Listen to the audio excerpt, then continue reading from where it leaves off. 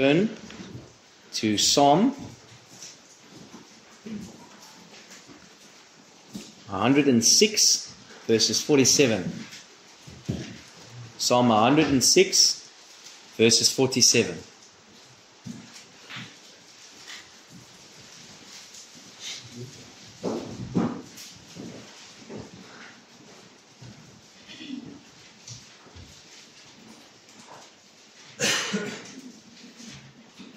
The Bible says, "Save us, O Lord, our God, and gather us from among the heathen, to give thanks unto thy holy name, and to triumph in thy praise." Let's pray. Heavenly Father, we love you, Lord, and we thank you for this time. I thank you, Lord, that we can open your word, and I thank you, Lord, that we can look back on a year and see how you have been with us, Lord, how you have blessed our church, how you have saved souls, Lord. And Lord, I pray this morning, Lord, give us a thankful heart for what you have done. Help us to truly realize, Lord, what you have done for us, how you have rescued us, Lord, not giving us what we deserve, Lord. We deserve an eternal hell. And you have given us grace and mercy and forgiveness. Given us an eternal life. You have kept us, Lord. You have not just given us eternal life, Lord, but you have been with us. You have carried us. Lord, you have been through all the difficulties this year. And so, Lord, we want to praise you and thank you and bless your name for that, Lord. I pray this in Jesus' name. Amen. Just to give you a little bit of a background in Psalm 106, the psalm is written, and as we see the psalmist looking back, and he's speaking about how God has done wonders in Egypt and how he has taken the Israelites out and how he has worked with them and how he has been with them. And we know the story if we look back on how many times, I apologize, and we know the story of how many times when God has done wonderful, mighty works in Israel and delivered his people, how they forgot him and how they turned away from him. And as I look to this passage, and at the end it says, "But nevertheless, God was merciful to them. He endured with them.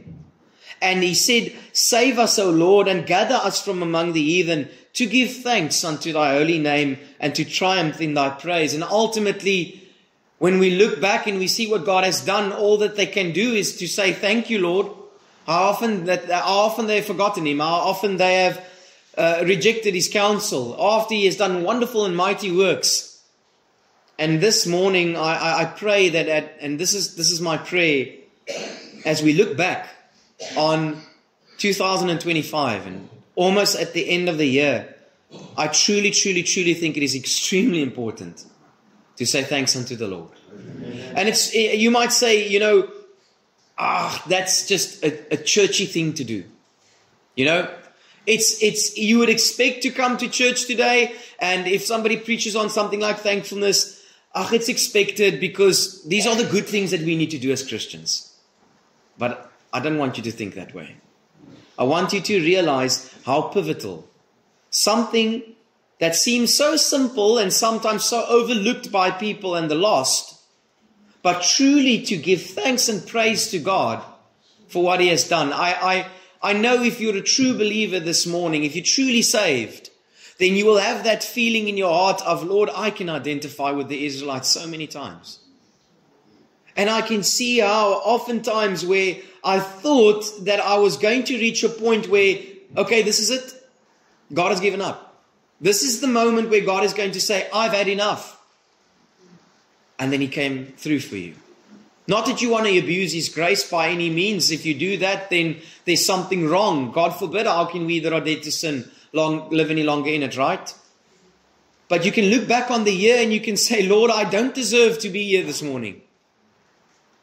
And if it was for what is fair and what is right, and this is sometimes, we make this error, is that we want what is fair. We say this is not fair or this is not right. And brother and sister, if you wanted what is fair and right, none of us will even be here today. If God had to give us what is fair and right and just, we wouldn't even be alive today. But he gave us what we don't deserve, and he gave us grace, and he helped us. And this year we have seen God save souls. We have seen, as the Lord says, they save us from among the heathen. We have seen our people were rescued from sin and the slavery of sin. People give testimony of how the Lord has saved them and changed their lives. We have seen people follow the Lord in baptism. We have seen the people come to conviction and come to salvation. And that, I believe, is the only real thing that I want to say, I want to give praise for. Yes, I can definitely say the Lord has been good to us in many other ways this year.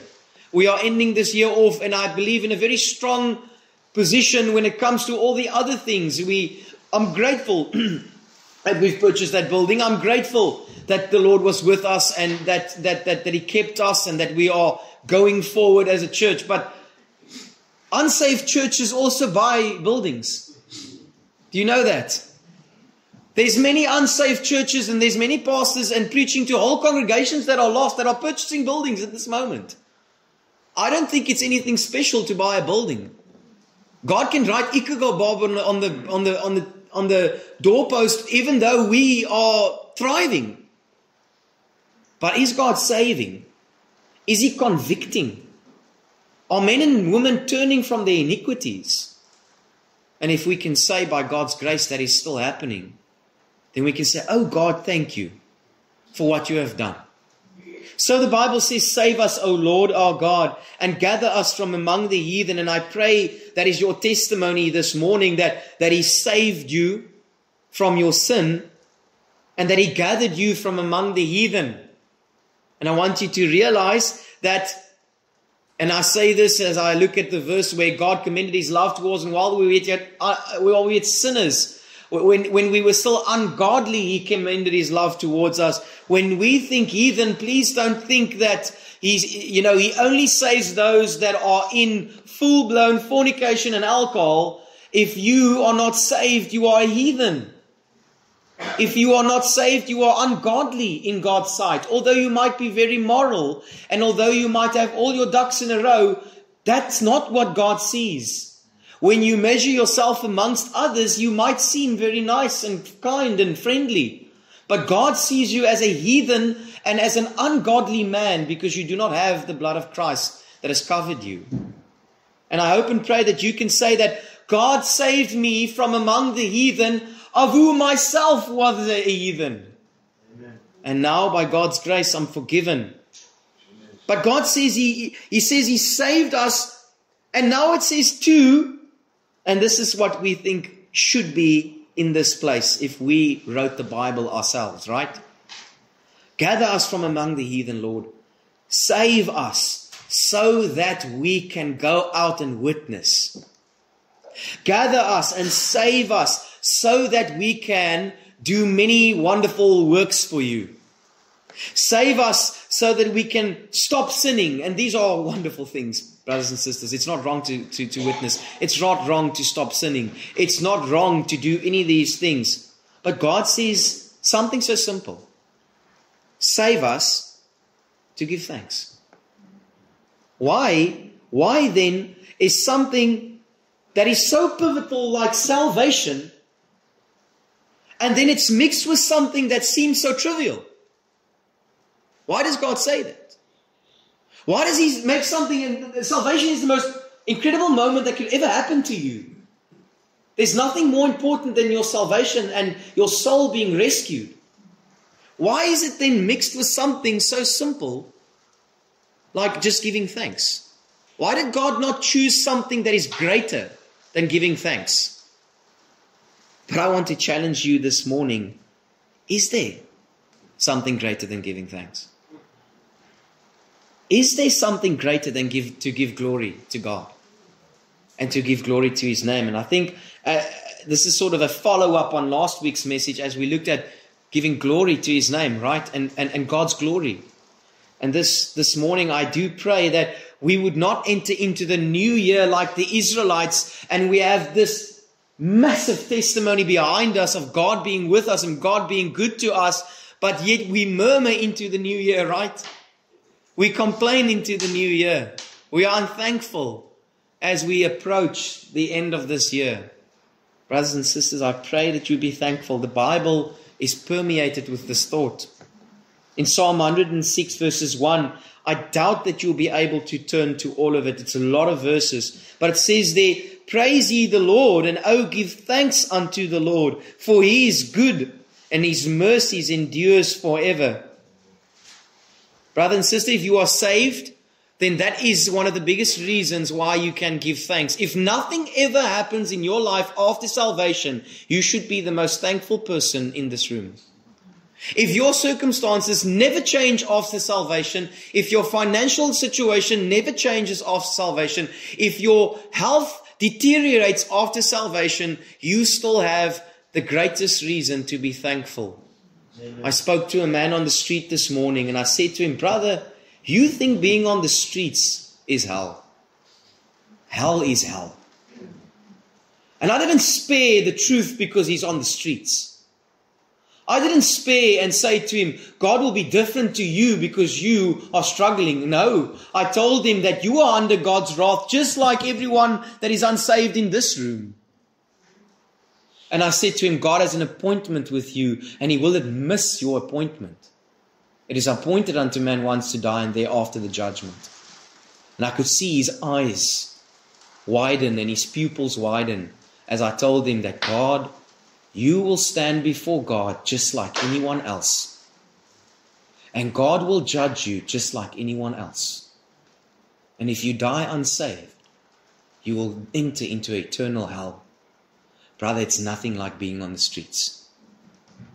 And I could see, and I hope and pray this wasn't the first time, but maybe it's the first time that someone didn't just tell this man on the street, God bless you, and give him a 10 rand, but told him that you are under God's wrath and you must repent like all of us, lest ye perish. But I pray this, that if you are saved, you will realize that hell is much worse than your circumstances today. Hell is much worse than the worst thing that has ever happened to you. And God rescued you from that. And please understand, I'm like this, so I won't be surprised if there are people like this. I analyze every word that is said. And so if you analyze that and say, is he basically making it sound like the major thing that we need to be thankful for is not to burn in hell? No. But it's a reality. You won't burn in hell if you are saved. But there's something much more glorious than being saved and not just going to hell. You can be thankful because you now have a real Father that loves you and cares for you. And he went through this year and he didn't oftentimes accept what you did. He tolerated what you did. And by his grace, he placed you here this morning. Psalm 30 verses 11 says, Thou hast turned for me my mourning into dancing. Thou hast put off my sackcloth and girded me with gladness. To the end of the glory may sing praise to thee and not be silent. O Lord my God, I will give thanks unto thee forever. Psalm 118 verses 28 says, Thou art my God and I will praise thee. Thou art my God and I will exalt thee. Oh, give thanks unto the Lord, for he is good and his mercies endures forever. I pray this morning that as we look back as a church collectively and as you look back personally, that you would say, Oh God, you are good. Give thanks unto your name for what you have done. In the New Testament, it speaks about this giving of thanks as much as the Old Testament speaks about it. In 2 Corinthians 9:15, thanks be unto God for his unspeakable gift. We thank God this morning as we look towards the birth of our Lord Jesus Christ, our Savior, and we give thanks for this unspeakable gift. We give thanks for salvation. In Philippians 4 verses 6 it says, Be careful for nothing, but in everything by prayer and supplication with thanksgiving, let your requests be made known unto God. I can come to my Father and I can make my request known. In Colossians 2 verses 6 it says, As ye have therefore received Christ Jesus our Lord, so walk ye in him, rooted and built up in him, established in the faith, as you have been taught, and abounding therein with thanksgiving. The Bible says there, if I'm rooted and built up in him and I'm established in the faith, what will make me abound is thanksgiving. 1 Thessalonians 5:16 says, rejoice evermore, pray without ceasing, in everything give thanks, for this is the will of God in Christ Jesus concerning you. It doesn't say there, for everything give thanks, but in everything give thanks. I can't say oftentimes, thank you, Lord, for certain things that happened, but I can thank Him in it. And it might sound like, is there a difference in it? I can promise you, when Joseph was in the pit, the only thing that he could do is to thank the Lord in it. I don't think he wanted to be in the pit, but he could thank the Lord for being in the pit. Although I promise you, he did not know where the pit would lead him. Job did not know what the end of his agony will be. But yet he said, God gives and God takes away. Blessed be the name of the Lord. I can give thanks in this because my God has promised that He will work all this out for my good. Thanksgiving then is to bless, it's to praise, it's to declare to be blessed, and it's to give glory to Him. And this is the human fallenness when we see man in Luke 19 verses 38, and we see the creation and we see the angels and we see man, and we see this stark contrast. In Luke 19 verses 38, it says there, saying, blessed be the King that cometh in the name of the Lord, peace in heaven and glory in the highest. And some of the Pharisees from among the multitude said unto him, Master, rebuke thy disciples. And this is the evidence. This is the evidence of man's fallenness. What is the first thing that he cannot truly do? He cannot truly praise and give thanks. And so the Pharisees says, rebuke them. And he answered and said unto them, I tell you that if these should hold their peace, the stones would immediately cry out. In Revelation 5:11, we see in heaven, and I beheld and heard a voice of many angels round about the throne, and the beast and the elders, and the number of them was 10,000 times 10,000, and thousands of thousands. Do that sum. Saying with a loud voice, worthy is the Lamb that was slain to receive power and riches and wisdom and strength and honor and glory and blessing. I want you to see what's happening. I want you to see that even the stones cry out to God. Even the angels cry out to God. And in Revelation 5:13 it says, and every creature which is in heaven and on the earth and under the earth, and such are in the sea, and all that are in them heard him saying, blessing and honor and glory and power be unto him that sitteth upon the throne and unto the Lamb forever and ever. The heavens declare His glory. It says there that even in the ocean, they sing praises and give thanksgiving to God. And so what is this saying to us? This is saying to us that the creation, the stones, and even the whales in the ocean give thanks and praise unto His name. And okay, practically, when the ocean gives honor to Him, you'll have to go figure that out. I don't know how a whale will give honor to God, but I know this. Even a whale knows that God created him. Not really, but you understand. And that's unfortunately what we see is broken with man. Because in Romans 1 verses 21 it says, because that when they knew not God, they glorified Him not as God, and neither were they thankful, but became vain in their imaginations, and their foolish hearts were darkened. You would not expect this to be the first thing that is mentioned in the progression of becoming a reprobate. If you see the end of a reprobate and you see that he is in all kinds of wickedness and perversion and sexual perversion and the mixture of men with men and women with women, and you think that this is such a detestable testimony of what man can become, how vile it is, how wicked it is, and what can, and I've seen this year videos of men and women being martyred. And I've seen things this year that I cannot unsee, but I want to see it. I want to see it, because if Paul was standing, He saw Stephen being stoned. And I want to see these things, and you might not want to. That's fine. That's not a sin if you don't want to. But I want to see what's happening to brothers and sisters in Christ. And it's telling me this one thing. Man is desperately wicked and depraved without God. But where does this all start? It says there, because that when they knew God, they glorified Him not, and they weren't thankful. You say, oh, does giving glory to Him and giving thanks to Him, does that save me? No, it doesn't save you. But show me a saved man that cannot glorify God and be thankful. How is that possible? How is it possible?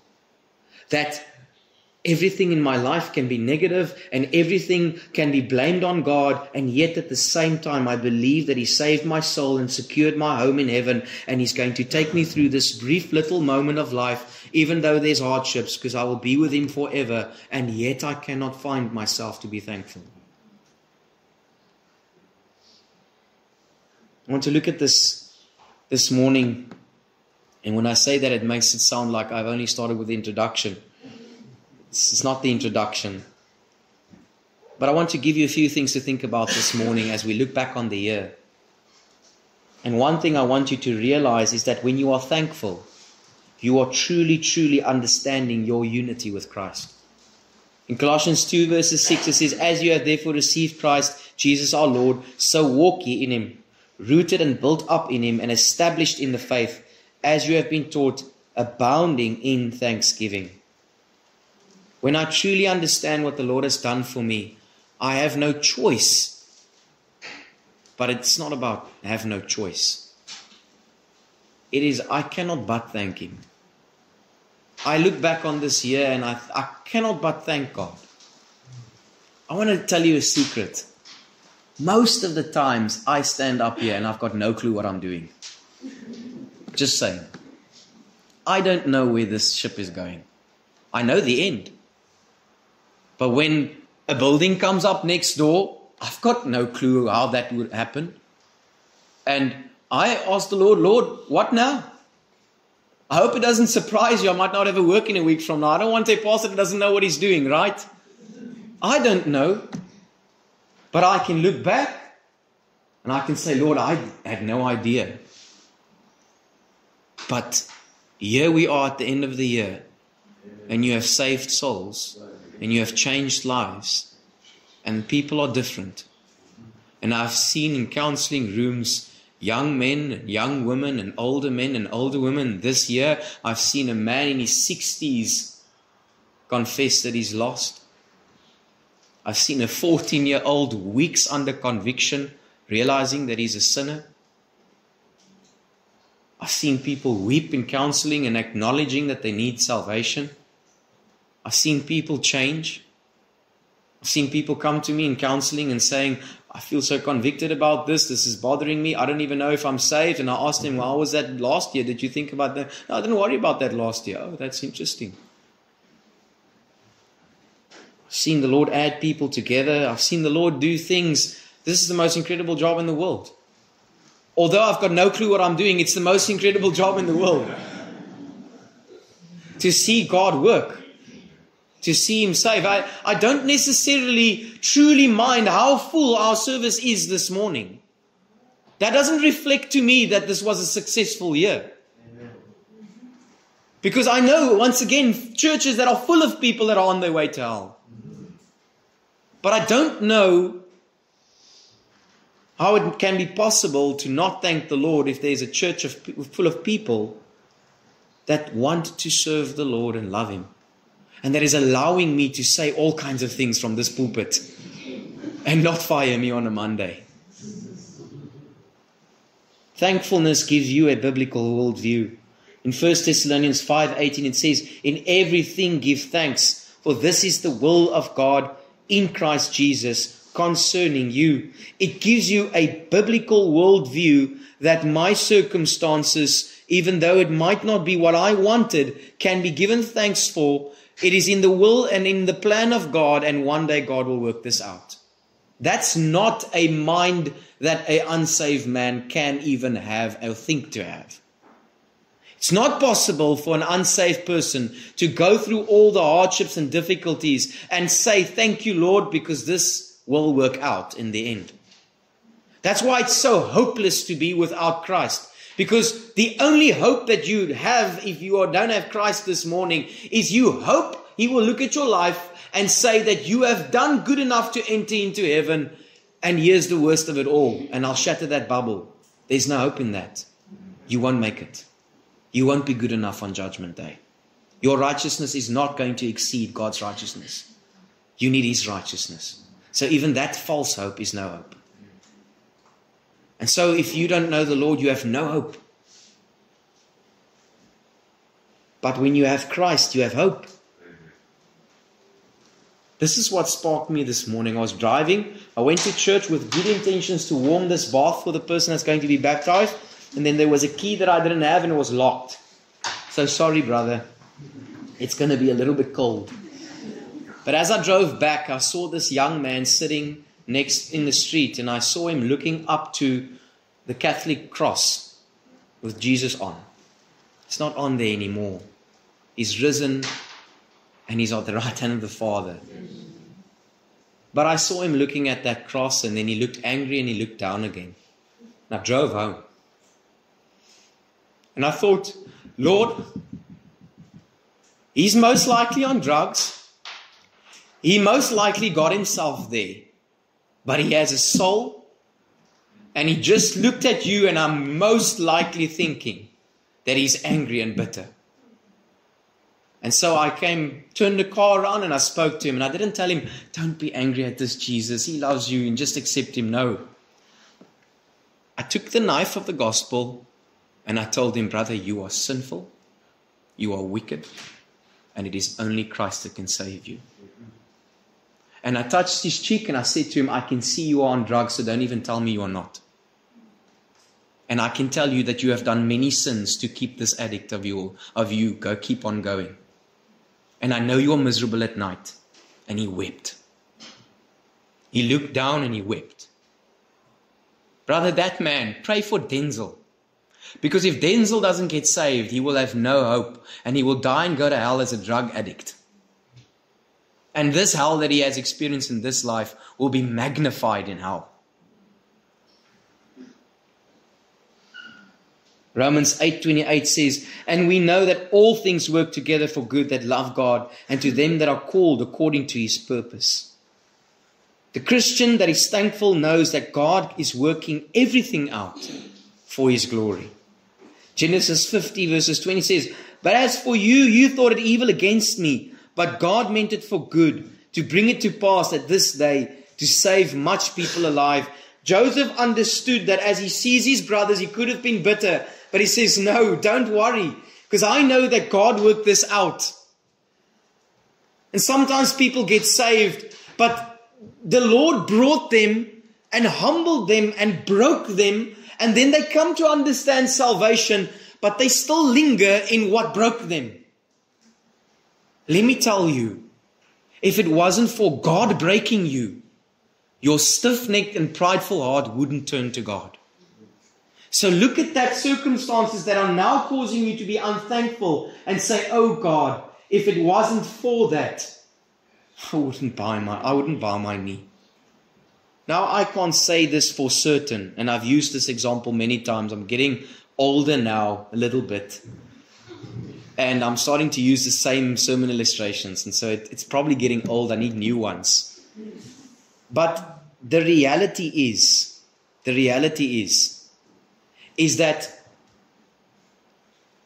I won't even use that example, but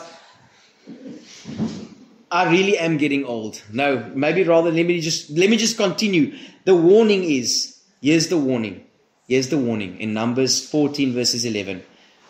Truly realize how pivotal thankfulness is part of your life. Numbers 14:11, it says, and the Lord said unto Moses, how long will this people provoke me? And how long will it be that they believe me for all the signs which I have showed among them?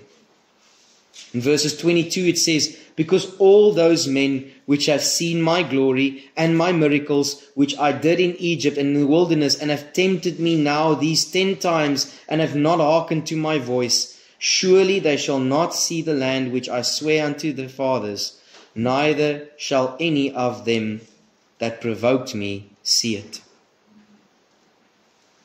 Brother and sister, realize that these people did not see the promised land because they kept looking at God with a false view, and they were continually unthankful and did not give Him praise.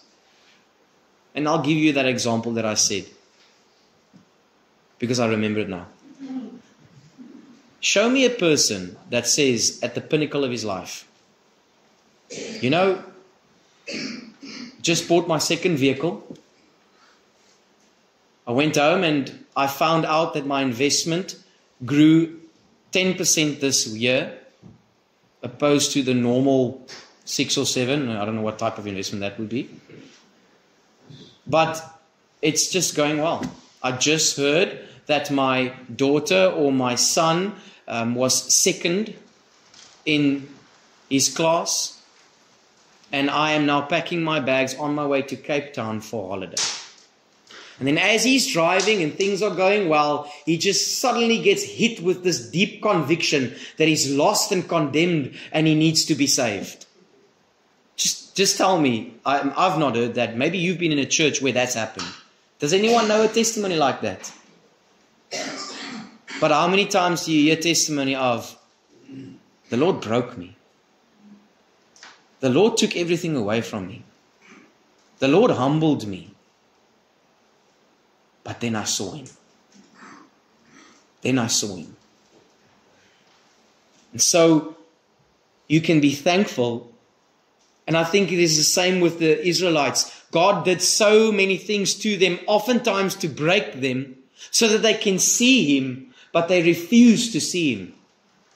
They refuse to have a biblical worldview that God is in control, and they just turn their backs on Him. Thankfulness shields you against Satan's darts. In Philippians 4:6 it says, be careful for nothing, but in everything by prayer and supplication and thanksgiving, let your requests be made known unto God, and the peace of God, which passeth all understanding, shall keep your hearts and minds through Christ Jesus. It's not possible to, you can witness. That's good. You can mortify the flesh. That's good. That's a Christian attribute to have. You can have devotion, which is good, because that is a Christian attribute to have.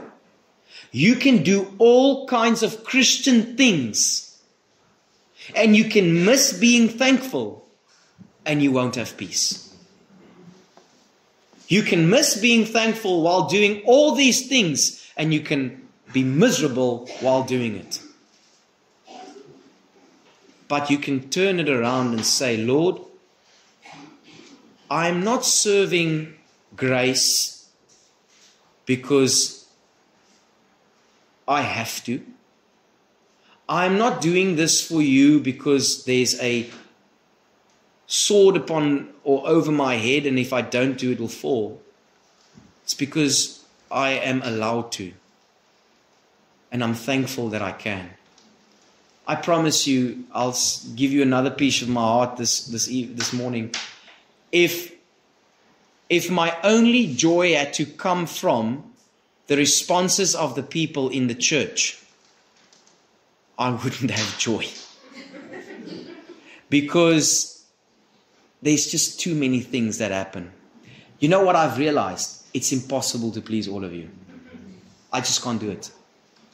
I've come to realize that people are so diverse that I can say something now, and the one person can say, that changed my life, and the next person comes to me and says, I don't understand why you said that. I can make a decision now, and one person can say, obviously we must make that decision. And the next person will come to me and say to me, why are we making this decision? We can purchase a building and say, wow, the Lord is growing our church. And someone else can come and say, we must be careful that we don't just grow and become like the charismatic churches. Don't be angry. You know how people are. You even know it. I don't even think you're offended by it. So if I had to run off that, I won't last a month. But if I see the Lord save a soul, and then their lives change, and I see people make decisions that are wise and godly, and it's changing their lives in the process of it, that brings me joy. So that I can, when the person comes and says, why did you do this? Then I can say, remember what God did, Stefan. Remember what God did, Stefan. And to have thankfulness. Are you discouraged? Are you doubtful? Come to the Lord Jesus Christ and thank Him for what He's done.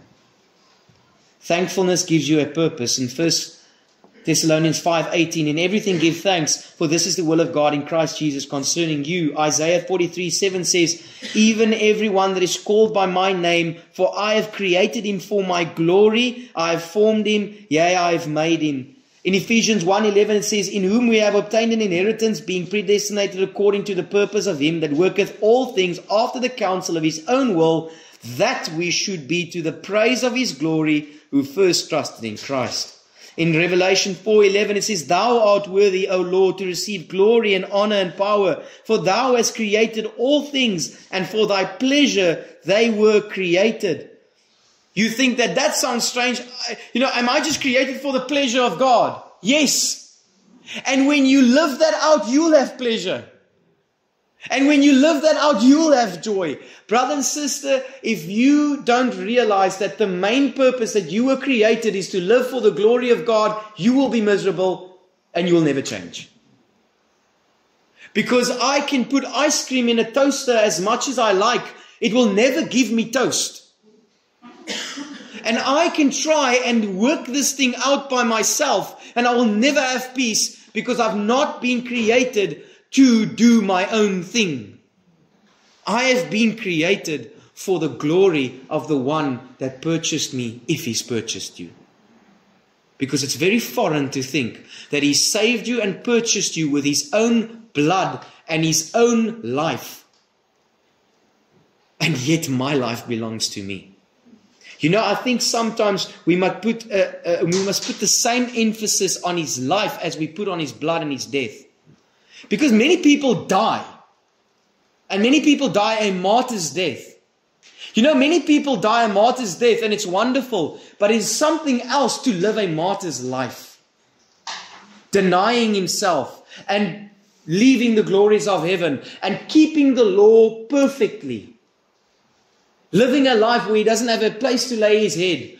Living a sacrificial life from the moment he's born to the day he dies for your sake. And then you get saved and your life belongs to you. How does that work? Because it doesn't work that way. God saved you for His glory, to give Him praise and to live for Him.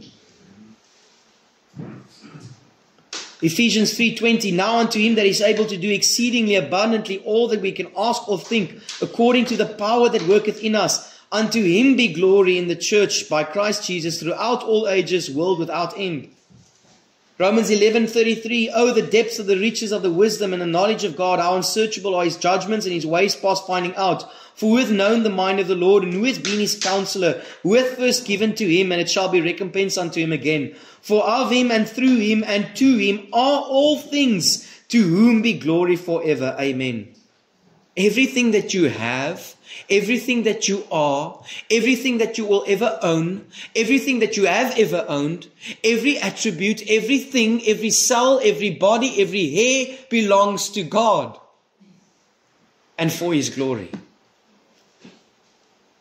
And then lastly, thankfulness prepares us for heaven.